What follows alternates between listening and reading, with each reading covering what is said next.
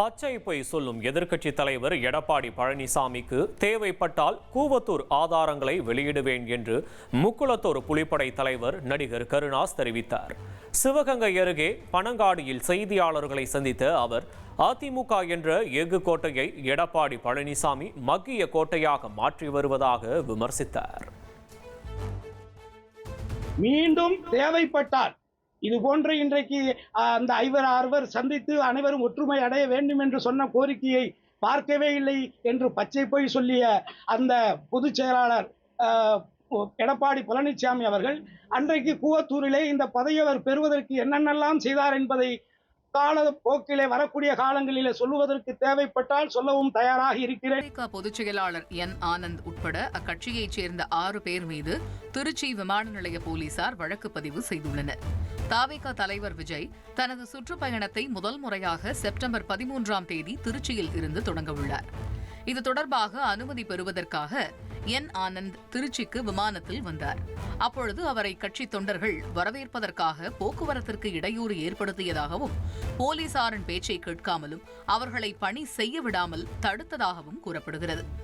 இந்த சம்பவம் தொடர்பாக திருச்சி விமான நிலைய போலீசார் அக்கட்சியின் பொதுச் செயலாளர் ஆனந்த், திருச்சி கிழக்கு மாநகர மாவட்ட தலைவர் குடமுருட்டி கரிகாலன் உள்ளிட்ட 6 பேர் மீது போலீசார் 4 பிரிவுகளின் கீழ் வழக்கு பதிவு செய்து விசாரித்து வருகின்றனர். திருப்பரங்குன்றம் மலை விவகாரம் தொடர்பான மனுக்களின் விசாரணை முடிவடைந்த நிலையில் வழக்கின் தீர்ப்பு தேதி குறிப்பிடாமல் ஒத்திவைக்கப்பட்டது. திருப்பரங்குன்றம் மலை தொடர்பான 6 மனுக்களையும் நீதிபதிகள் நிஷா பாஷா, ஸ்ரீமதி அமர்வில் 2 நீதிபதிகளும் மாறுபட்ட தீர்ப்பு வழங்கினர். திருப்பரங்குன்றம் வழக்கில் 2 நீதிபதிகளும் மாறுபட்ட தீர்ப்பு வழங்கியதால் 3வது நீதிபதியின் விசாரணைக்கு பரிந்துரை செய்யப்பட்டது. இந்த 6 மனுக்களும் பரிந்துரைக்கப்பட்ட 3வது நீதிபதி விஜயகுமார் முன்னிலையில் விசாரணைக்கு வந்தது.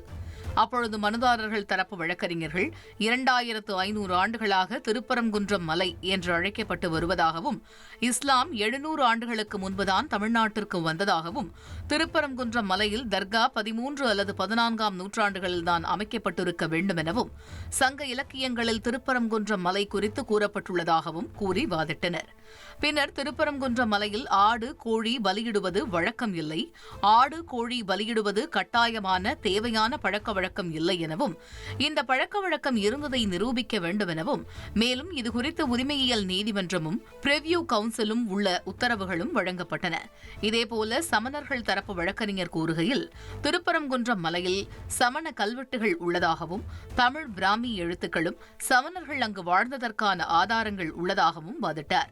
இதைத் தொடர்ந்து திருப்பரங்குன்றம் மலை எவ்வாறு அழைக்கப்பட வேண்டும், ஆடு கோழி பலியிடலாமா என்ற உரிமை குறித்து விசாரிக்கப்பட்டுள்ளதாக தெரிவித்த நீதிபதிகள் தேதி குறிப்பிடாமல் வழக்கின் தீர்ப்பை ஒத்திவைத்து உத்தரவிட்டார். அதிமுக்கிய விவரங்களை அனைவருக்கும் புரிய வைக்கும் பாட்காஸ்ட். தவிர்க்க முடியாத முதல் மக்கள் வளைகுடா நாடுகள் பிரான்சிஸுக்கு பிரியா சம்பவங்களை தேடி களத்திற்கே உங்களை அழைத்து செல்லும் ஸ்பாட்லைட். அங்க இருக்கக்கூடிய கள விவரங்கள் என்ன? அமலாக்கத்துறை கடந்த 5 வருஷமாவே சார் எனக்கு ரொம்ப பிடிக்கும் அவர் வர்றதுக்காக. எங்களுடைய நியாயமான கோரிக்கை. Even at the cost of stopping. பார்வையாளர்களையும் செய்திக்குள் பங்கெடுக்க செய்யும் மக்கள் குரல். 50 ரூபாய் எங்களுக்கு தண்ணிக்கு ஒரு தீர்வே இல்லங்க 10 வருஷமா. எங்களுக்கு சரியான ஒரு விடிவு கிடைக்கவில்லை. 60,000 ஏக்கருக்கு தான் கேக்குறோம். பிச்சை கேக்குறாங்க.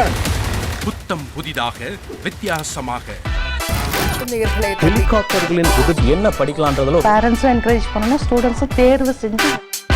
எனக்கும் சீமானனுக்கும் பெரிய வித்தியாசம் இல்லைங்க. ஒரு பாயிண்டா சொல்லணும். உங்களுக்கான தலைவர்களை பொழுதுபோக்கு தளத்தில் தேடாதீர்கள், போராட்ட களத்தில் தேடுங்கள். அனைத்தும் உங்களுக்காக. எப்போதும் இணைந்திருங்கள் தந்தி டிவியுடன்.